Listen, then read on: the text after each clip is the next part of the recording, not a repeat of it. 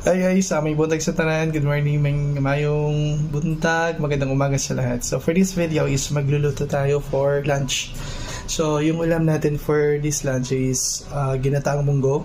So, muna itong mga gipang handa. So, alugbati, kalabasa, talong okra, tawag nito, bawang, sibuyas, malunggay. At saka, ayan, nalata na po na itong munggos. Tapos, yung gata natin. Pinaka-espiso ng gata. So, ayan, nagpainit na taog kalaha. And then, dito sa gawas nagluto para walay kalas o may kalas o LPG ba. So, uling itong gigamit. Blower ang tawag na mo ani. Ito na yung butang ng mantika.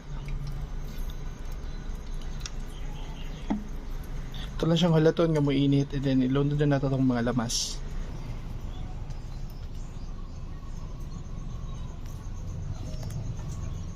So, isabay na lang na to. Wala may arty-arty.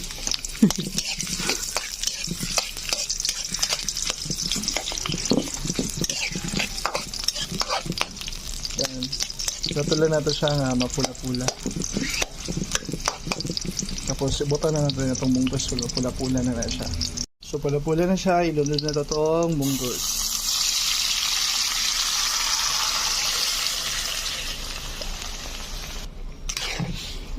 Sobrang bango. Tapos pakaluan lang natin to. Ito lang siyang pabukalon and then takluban siya na to.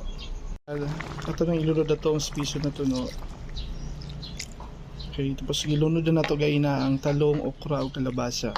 So ito lang siyang hulaton nga mabukal and then timplahan na nato ni at ibutang ang alugbati at saka kamunggay.